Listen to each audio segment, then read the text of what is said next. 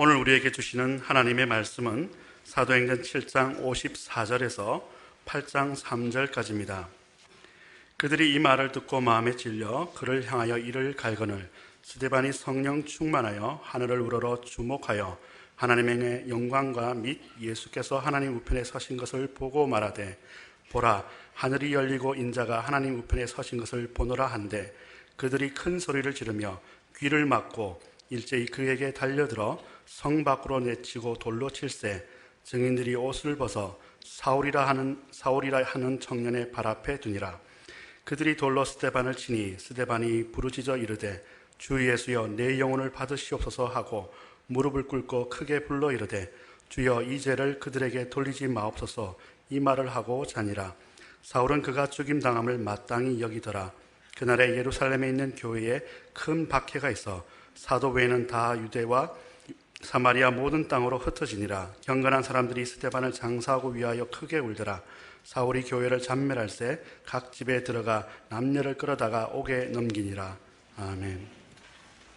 예수님을 십자가가에 못 박아 죽인 유대인들은 예수 부활과 예수님의 그리스도 되심을 전파하는 스데반마저 죽이고자 했습니다.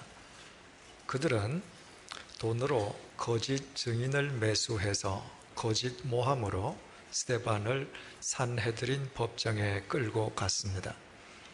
산헤드린 법정은 유대교 최고 의사 기구로서 예수님을 신성 모독죄로 죽일 것을 결의했던 바로 그 법정이었습니다. 그러나 스데반은 유대교 최고 지도자들 앞에서 전혀 주눅들지 않았습니다. 스데반은 그들이 무엇을 잘못 생각하고 있고 무엇을 그릇 행해 왔었는지를 거침없이 지적하고 질타했습니다. 스데반은 정치 연설이나 교양 강의를 한 것이 아니었습니다. 눈먼 유대인들에게 진리의 말씀을 선포했습니다.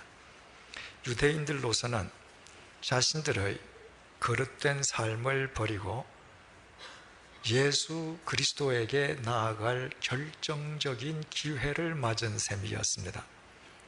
그러나 그들은 스데반의 진술에 분기탱천해서 짐승처럼 이를 갈며 으르렁거렸습니다. 그릇된 자신들을 버리고 예수 그리스도에게 나아가기보다 자신들의 이권과 기득권을 지키기 위해서 그들 자신에게로 회귀해 버린 것이었습니다. 그들이 스데반을 향해서 짐승처럼 으르렁거렸다고 하는 사실은 스데반을 지금 죽이겠다는 의미였습니다. 그렇다면 스데반은 자기 육체의 생명을 지키기 위해서 자기에게 되돌아가 자기 안위를 도모해야만 할 때였습니다. 그러나 스데반은 그 위급한 상황 속에서도 자기에게 되돌아가지 않았습니다. 스데반은 보라 하늘이 열리고 인자가 하나님 우편에 서신 것을 보노라고 외쳤습니다. 스데반은 그 결정적인 순간이었기 때문에 오히려 영원한 생명의 비상구가 되시는 예수 그리스도만 바라보고 있었던 것입니다.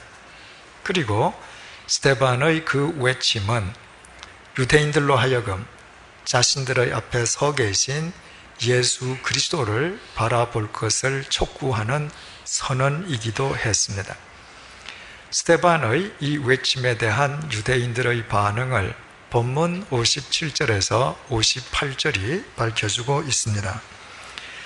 그들이 큰 소리를 지르며 귀를 막고 일제히 그에게 달려들어 성 밖으로 내치고 돌로 칠세 증인들이 옷을 벗어 사울이라 하는 청년의 발 앞에 두니라.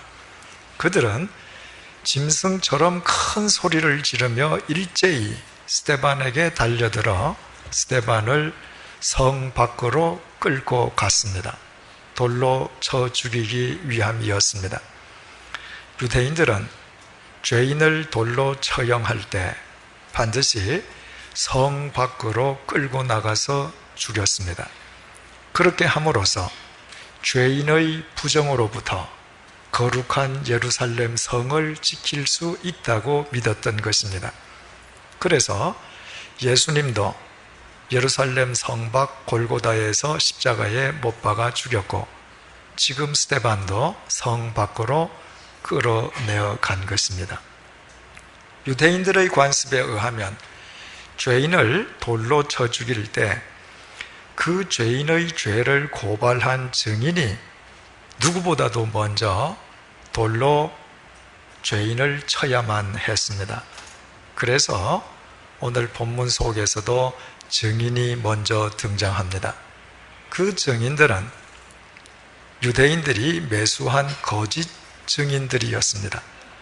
그 거짓 증인들은 관습에 따라서 자신들이 먼저 돌로 스데반을 치기 위해서 자신들의 겉옷을 벗어서 사울이란 이름의 청년 발 앞에 자신들의 옷을 내려놓았습니다. 율법의 해석서인 미시나는 죄인을 돌로 쳐 죽일 때의 방법을 상세하게 밝혀주고 있습니다.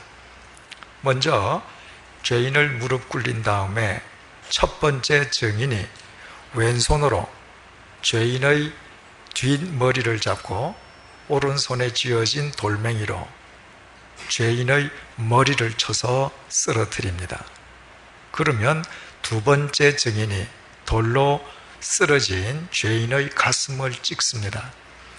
그와 동시에 주위에 몰려있는 사람들이 일제히 돌을 죄인에게 던지게 됩니다. 결국 돌 세례를 받은 죄인은 피투성이가 되어 처참하게 목숨을 잃게 됩니다. 본문의 스데반 역시 이와 같은 방법으로 돌에 맞아 죽었을 것임은 두말할 나위가 없습니다.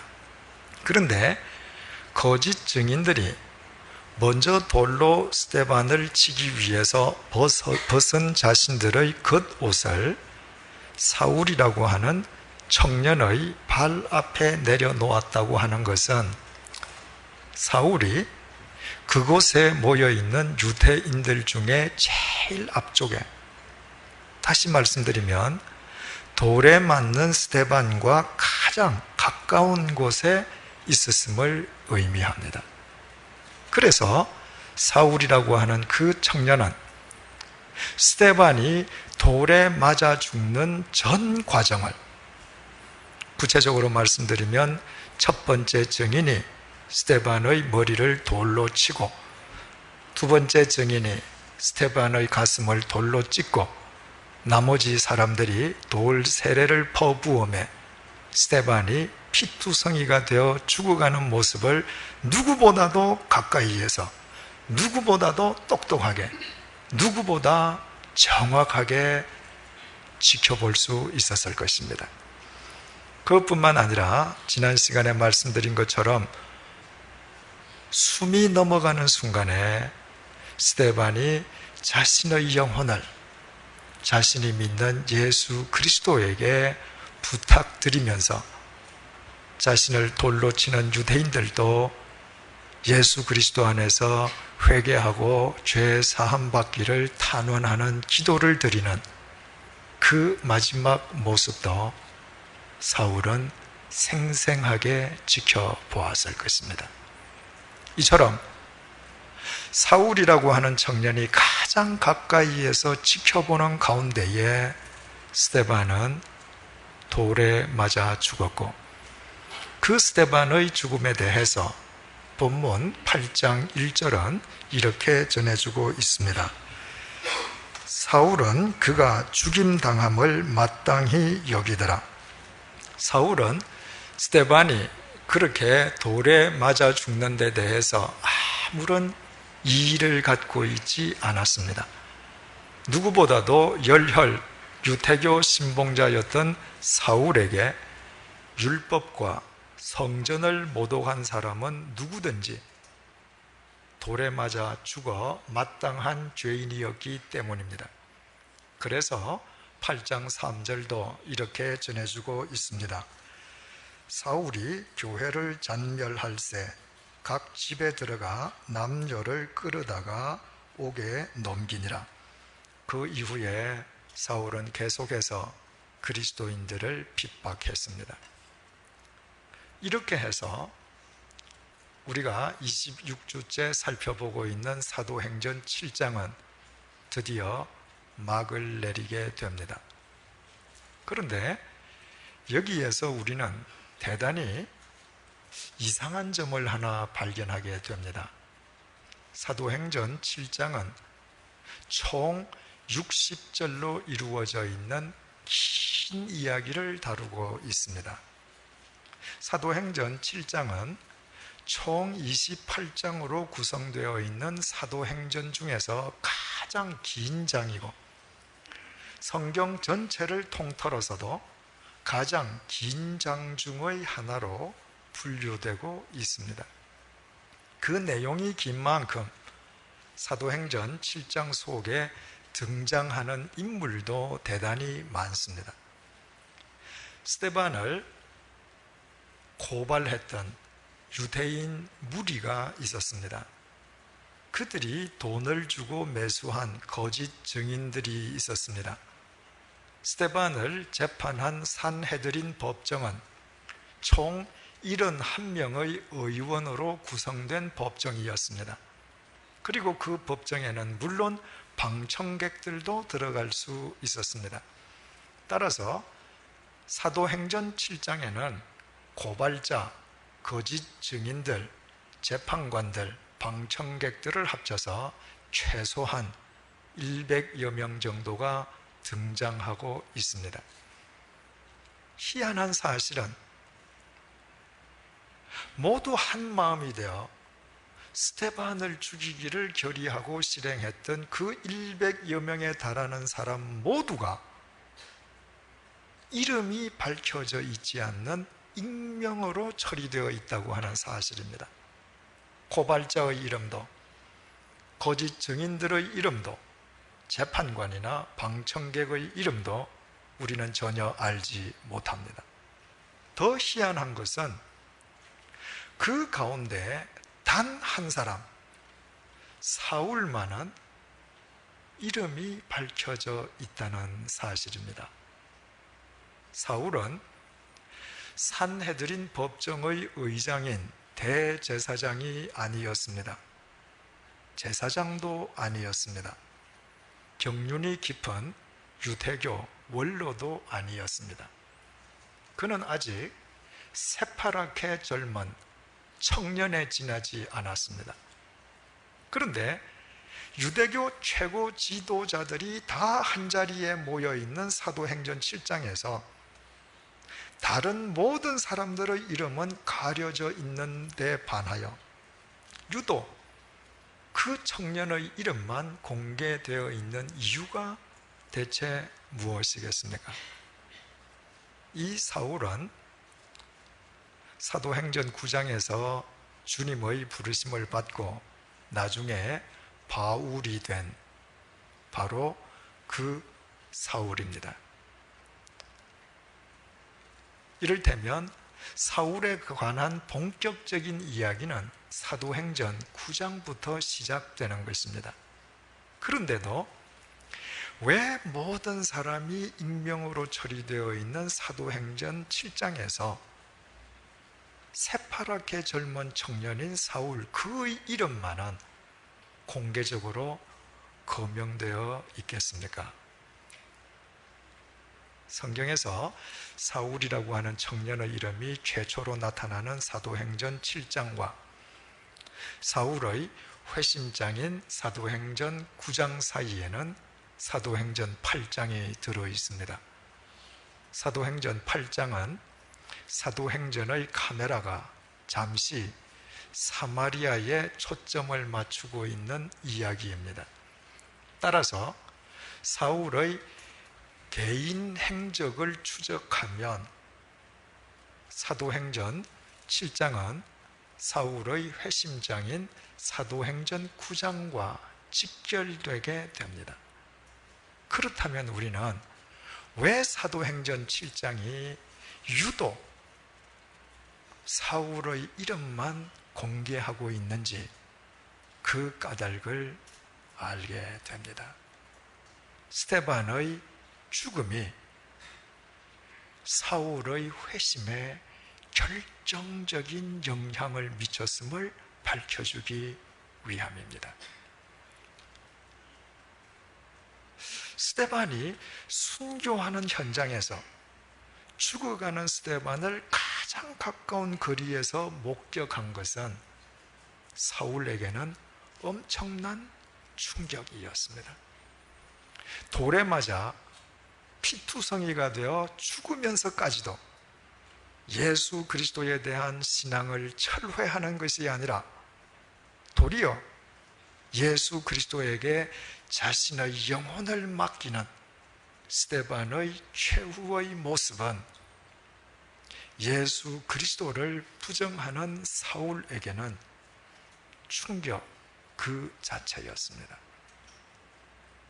자신이 부정하는 예수 그리스도를 위해서 누군가가 그토록 장렬하게 죽음마저 무릅쓸 수 있다는 사실을 그는 상상도 해본 적이 없었습니다. 따라서 사도행전 8장 1절과 3절의 증언처럼 사울이 스데반의 죽음 그 자체는 마땅한 것으로 여기고 그동안 해오던 대로 관성의 법칙을 따라서 그리스도인들을 핍박하기는 했지만, 그러나 피투성이가 되어 죽으면서까지도 예수 그리스도에 대한 신앙의 정절을 지켰던 스데반의 마지막 모습은 사울의 마음속에 이 세상 그 무엇으로도 지울 수 없는 깊은 영상으로 새겨졌습니다. 그리고 그것이 다마스쿠스로 향하는 길 위에서 분명히 일행과 함께 있었음에도 불구하고 오직 사울 한 사람만 주님의 음성을 듣고 회심한 결정적인 동기가 되었던 것입니다. 그렇다면 다른 모든 사람들의 이름을 가리고 유독 사울의 이름만 공개하고 있는 사도행전 7장이 우리에게 주고자 하는 메시지를 우리는 확연히 알 수 있습니다. 사울이 주님을 알기도 전에, 아니 사울이 주님을 핍박할 때부터, 주님의 대적자로 살 때부터 성령님께서는 그에게 구원의 손길을 내밀고 계셨고 그를 위해 치밀하게 역사하고 계셨다는 것입니다. 성령님께서 사울을 위해 이처럼 오래전부터 역사하신 예는 이미 우리가 사도행전 4장에서도 살펴본 적이 있습니다.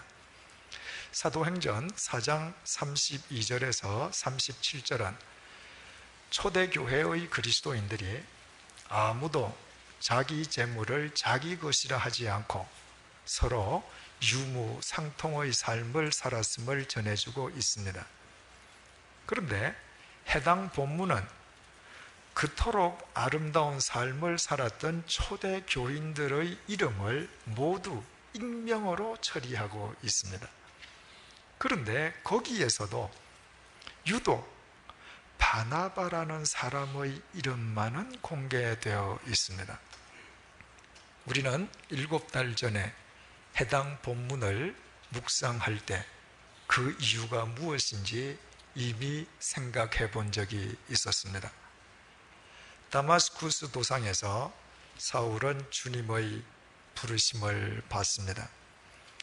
다마스쿠스에 입성한 사울은 즉각 예수님이 그리스도이심을 전파하기 시작했습니다. 자신이 부정했던 예수님이 부활하신 그리스도이심을 자신이 직접 확인했기 때문이었습니다. 그러나 다마스쿠스에 있는 유대교 신자들이 가만히 있지를 않았습니다. 그들이 보기에 사울은 유대교를 배신한 배교자였기 때문입니다. 그들은 사울을 죽이려고 했습니다.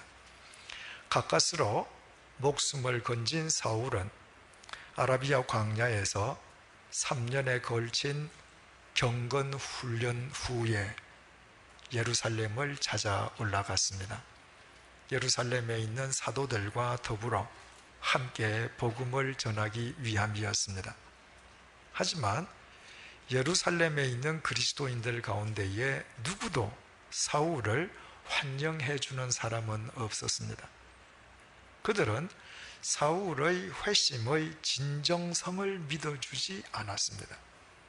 이를테면 사울의 회심을 교회를 일망타진하기 위한 위장 전술로 의심하는 것이었습니다. 그때 사울의 회심을 보증해 준 사람이 바로 바나바였습니다. 이미 그때 예루살렘 교회에서 주요 역할을 맡고 있던 바나바의 신원 보증에 의해서 사울은 겨우 예루살렘 교회 문턱을 넘어설 수 있었던 것입니다. 그러나 예루살렘에 있는 유대교 신봉자들도 배신자인 사울의 목숨을 노리기는 매 한 가지였습니다. 어쩔 수 없이 사울은 고향 다소로 낙향해서 고향에서 무려 13년을 집거해야만 했습니다.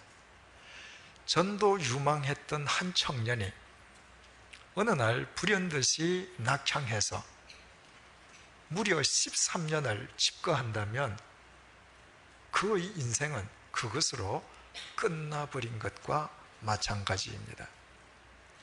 마치 실패자와 같은 사울을 새로운 인생길, 즉 목회의 길로 이끌어준 사람도 바나바였습니다. 그때 안티옥 교회의 담임 목사가 된 바나바가 목회에 관한 한 전혀 무경력자인 사울을 자신의 동력자로 삼아 준 것이었습니다. 그리고 사울이 주님의 명령을 쫓아서 최초의 세계 선교를 위한 첫 발을 내디딜 때 그 첫 번째 선교팀의 팀장이 바나바였습니다. 이처럼 바나바는 사울의 인생에서, 그것도 가장 중요한 인생의 길목에서마다 사울에게 없어서는 안 될 절대적인 존재였습니다. 만약에 사울의 인생 무대에 바나바라는 사람이 등장하지 않았던들 오늘 우리가 성경을 통해서 만나게 되는 위대한 사도 바울은 존재치 않았을는지도 모릅니다.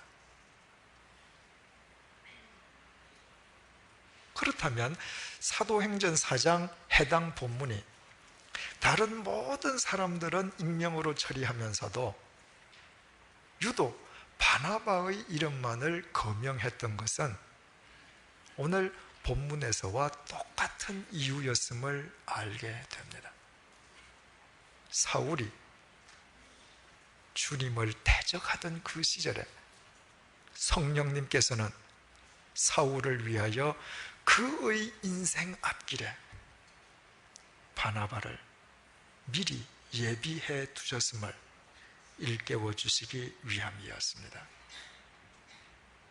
사도행전 4장 그 해당 본문과 오늘의 본문은 성령님께서 사울이라고 하는 한 인간을 구원하시기 위해서 얼마나 오래전부터 얼마나 치밀하게 얼마나 신비스럽게 역사하셨는지를 여실히 보여주고 있습니다. 주님을 만난 사울이 나중에 뒤늦게 이 모든 사실을 깨닫게 되었을 때 그의 심정이 어떠했겠습니까? 가장 악랄하게 예수님을 대적하고 가장 잔인하게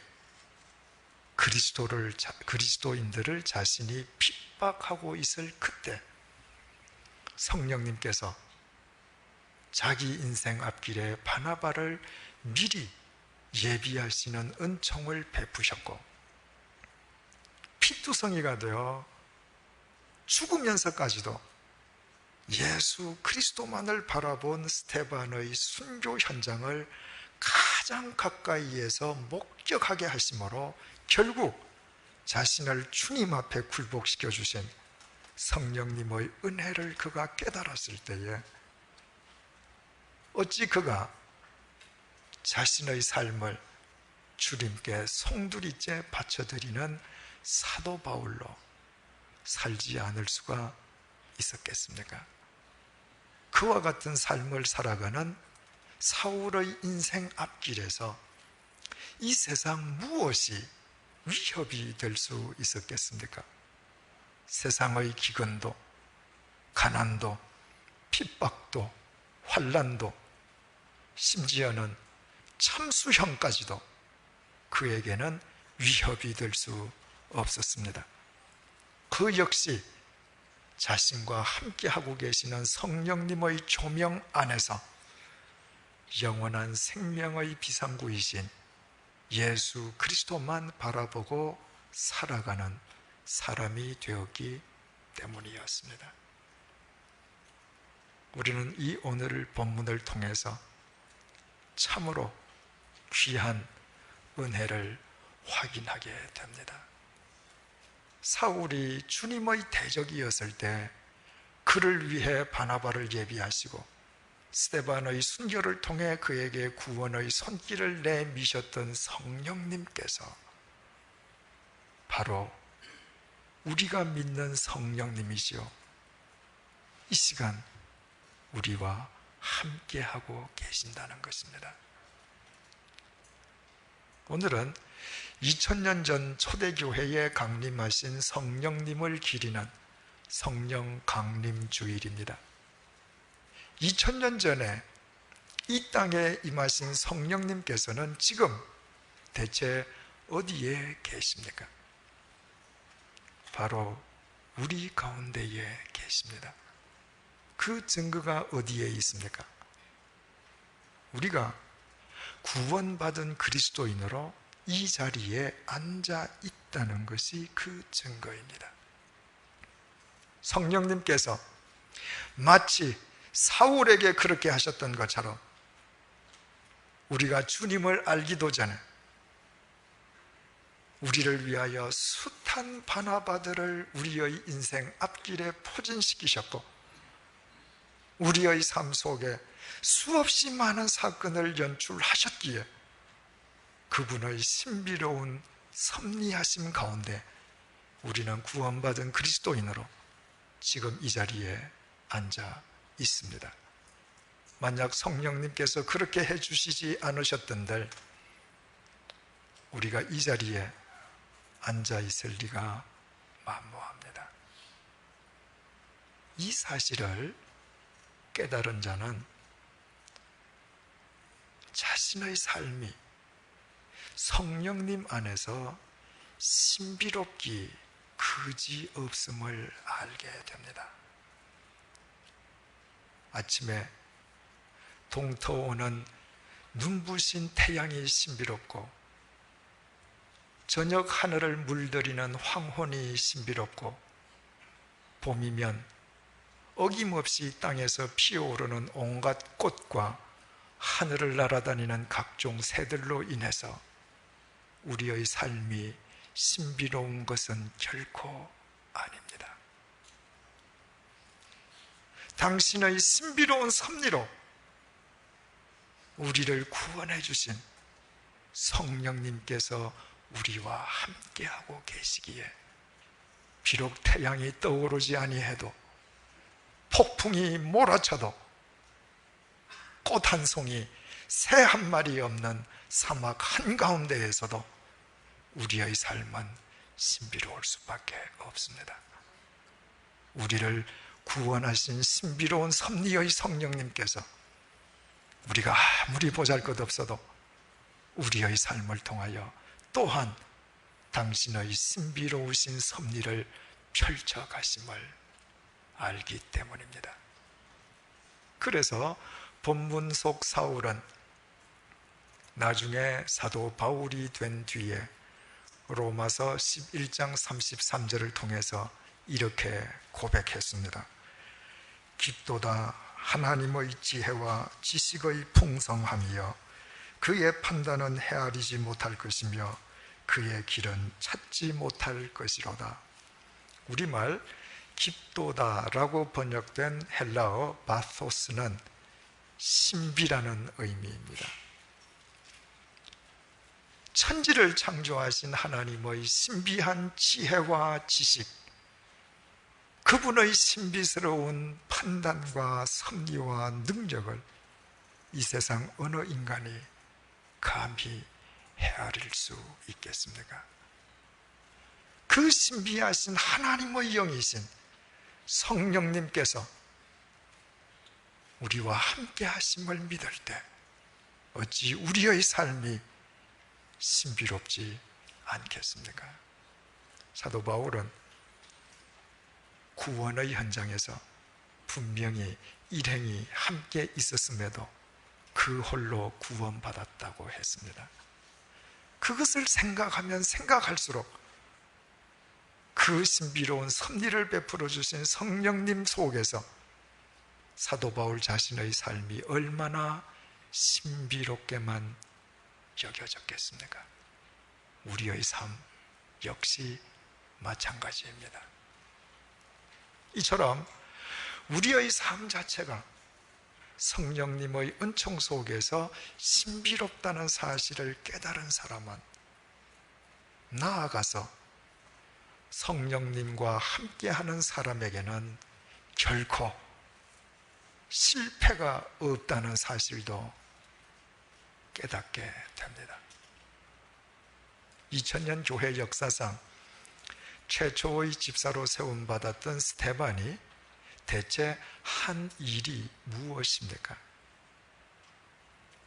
그는 가시적인 업적이나 성과는 남긴 것이 하나도 없습니다. 그가 한 일이라고는 고작 예수 부활을 전하다가 산헤드린 법정에 끌려가서 신문 받고 돌 세례를 맞아 피투성이가 되어 죽은 것뿐입니다. 그 이외에는 한 일이 없습니다. 세상의 관점에서 본다면 그는 철저하게 실패자 중의 실패자였습니다. 그러나 과연 그렇습니까? 스데반의 인생이 실패로 끝난 것입니까? 결코 그렇지 않습니다. 스데반의 죽음은 사울의 회심에 결정적인 영향을 미쳤습니다. 사울이 누구입니까? 신약 성경을 3분의 1이나 기록한 성경 역사상 가장 위대한 사도 가운데의 한 사람입니다. 스데반, 그가 없었던들 사울의 회심도 사도 바울도 불가능했을 것입니다. 어디 그뿐이겠습니까? 육체의 생명은 돌에 맞아 죽었을 망정 그가 믿는 예수 그리스도 안에서 영원한 생명을 얻은 스데반은 오늘도 우리를 참된 신앙의 자리로 인도해주는 길잡이로 살아 있습니다. 그는 결코 실패자가 아니었습니다. 그는 예수 그리스도 안에서 영원한 복음의 승리자가 되었습니다. 그가 죽음을 무릅쓰기까지 영원한 복음의 승리자가 될 수 있었던 것은 오늘 본문 55절에 의하면 그가 죽는 마지막 순간까지 성령 충만한 사람이었기 때문입니다. 그는 성령님의 조명 아래에서 성령님의 관점으로 세상을, 사건을, 사물을 판단하는 사람이었습니다. 성령님의 빛 속에서 세상 사람들이 성공이라고 말하는 것이 결코 성공이 아니요, 세상 사람들이 실패라고 말하는 것이 실패도 아니며 육체의 죽음이 끝이 아님을 확연하게 보았던 것입니다. 그래서 그는 영원한 복음의 승리자가 되었습니다. 사도 바울이 참수형을 당해 죽었지만, 그러나 그로 인해 로마 제국의 역사가 새로워졌던 것 또한 같은 이유에서였습니다. 사랑하는 교우 여러분, 세상에서 성공이라고 말하는 것에 현혹되지 마십시다. 세상에서 실패라고 하는 것을 두려워하지도 마십시다. 성령 강림주의를 맞이하여 우리와 함께 하시는 성령님에 대하여 날마다 깨어 있으십시다. 성령님의 조명 아래에서 성령님의 관점으로 매일매일 살아가십시다. 그때 우리의 삶은 성령님 안에서 결코 실패하지 않는 영원한 신비의 운물이 될 것입니다. 기도하시겠습니다. 오늘 성령 강림주의를 맞이하여 2000년 전 이 땅에 강림하신 성령님께서 지금 우리와 함께하고 계심을 재확인시켜 주심을 감사드립니다. 시간과 공간을 초월하는 신비한 능력으로 우리를 구원하신 성령님께서 우리와 함께 계심에 우리의 삶 자체가 날마다 신비의 운물로 엮어지게 해주심을 감사합니다. 세상이 성공이라 부르는 것에 현혹되지 말게 하시고, 세상이 실패라고 부르는 것으로 인해 두려워하거나 좌절하지 않게 도와주옵소서. 성령님과 함께하는 자에게는 결코 실패가 있을 수 없음을 언제 어디서나 기억하게 도와주옵소서. 스데반을 돌로 쳐 죽이고 바울을 참수형에 처한 사람들이 보기에는 스데반과 바울이 비참한 실패자에 지나지 않았지만, 실제로는 그들이 영원히 죽은 영원한 실패자요, 스데반과 바울은 영원한 생명을 누리는 영원한 승리자가 되었음을 잊지 말게 하여 주옵소서. 성령님의 조명 아래에서 우리의 관점이 바뀌게 해주시고 우리의 생각과 판단이 달라지게 하여 주옵소서. 그리하여 매일 신비의 운물로 엮어지는 우리의 삶을 통해 이 세상 많은 사람들이 영원한 생명수를 맛보아 알게 하여 주옵소서. 예수님의 이름으로 기도드립니다. 아멘.